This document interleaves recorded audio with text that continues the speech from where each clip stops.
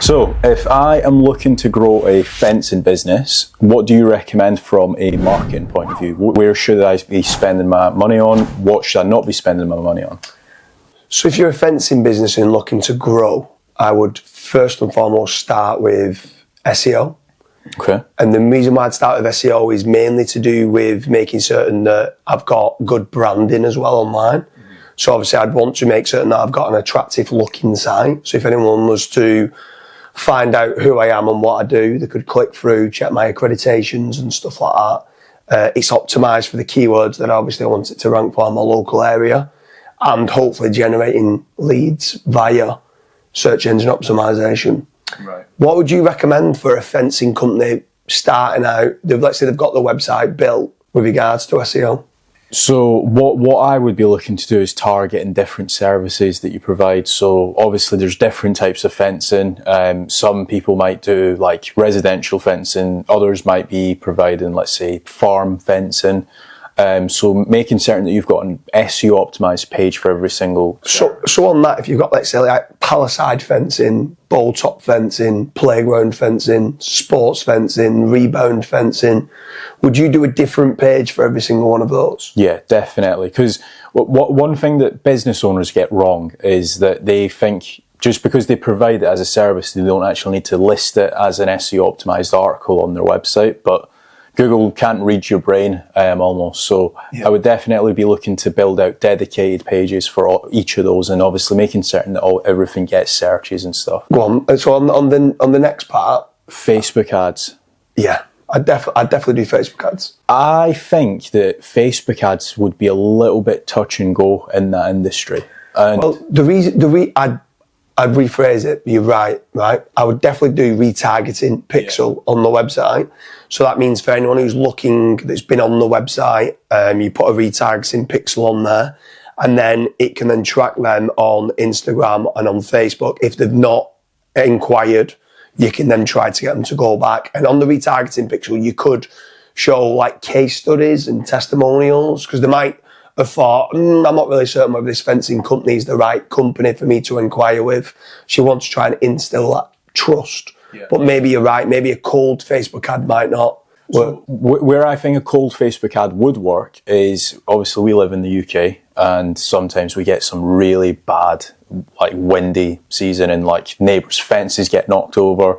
As soon as you have like an incident like that, and if you're doing residential fencing, it's prime opportunity to load up Facebook ads and spend maybe £200-400 in that specific week. That could be for like damaged fencing, fencing repair and stuff like that.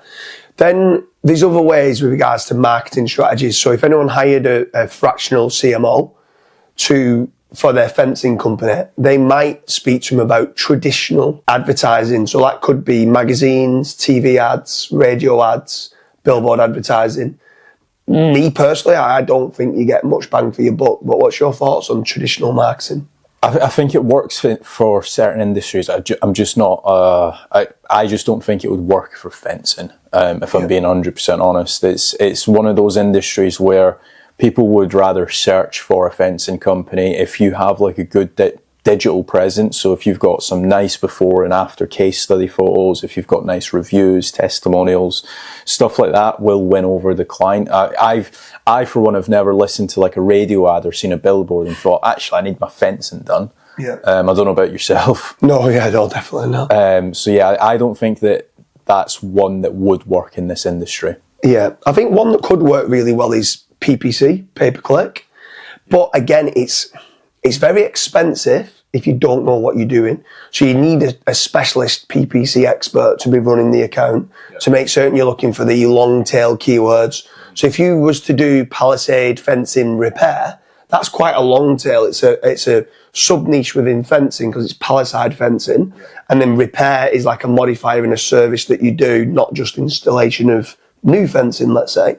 So if you did that and you converted those well, I would start running PPC on these long tail keywords, which is slightly cheaper per click, but can generate the inquiries. What's your thoughts on PPC? Because I know that you've heard of a lot of kind of bad stories where people have had bad click fraud and wasted a lot of money on PPC. Yeah, so my issue is with PPC, especially if you're a fencing company. Like, for example, you might be on the road, you're not looking at the actual PPC account, you've just not got the time in the day to do it, or you might be quoting up certain jobs. So first of all, I'd look to outsource it that somebody is actually in the ad account like a hawk. And then second of all, like what you mentioned, you still have the issues like click fraud.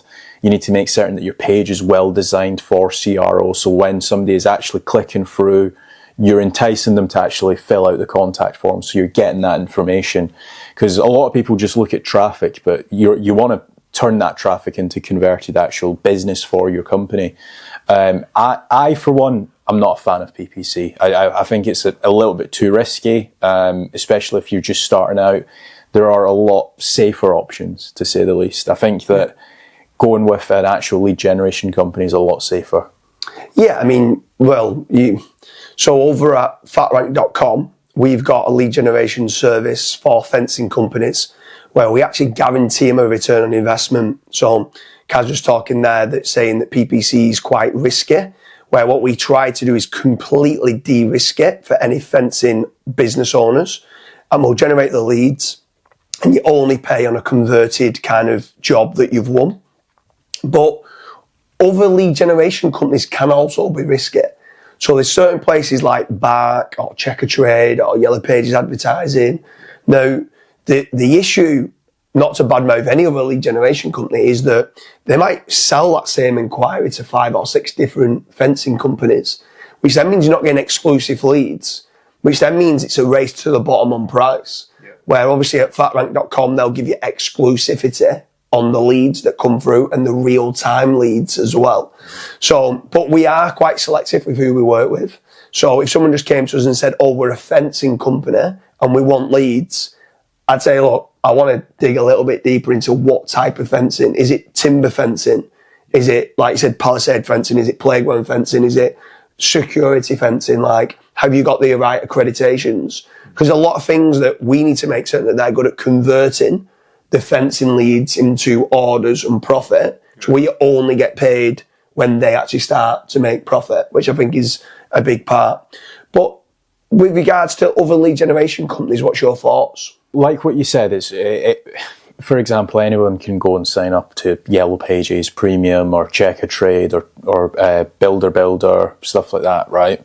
There is no, there's not really a filtering process. So if, say, for example, a lead was generated in Manchester or London or wherever, anyone can essentially say, right, okay, well, I want that lead now. And you are going up against 4 or 5 different competitors. So like what you said, that is the one issue with lead generation companies.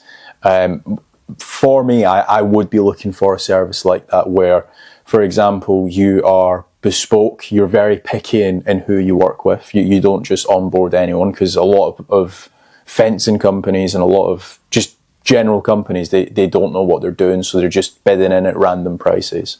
So I think that actually vetting the lead generation company can help a lot as well. Yeah, for sure. I think one other thing that's very good for fencing companies to do as well, start to understand who your target audience is. So are you a manufacturer or supplier of fence panels that's looking to get specified? If you are, I would get yourself onto LinkedIn and I would specifically start filtering to look after architects, and then try to connect with them and start passing your specifications through to the architect. However, if you're a playground company and you're doing the work mainly for councils, try to connect with park managers who are going to be giving those orders out. Or it could be that you mainly do work for landscaping companies. Go and connect on LinkedIn to every single one of those potential customers who could be giving you fencing leads as well. So that's another big part. I would say that LinkedIn from social media could work really well if you're looking to grow your fencing company.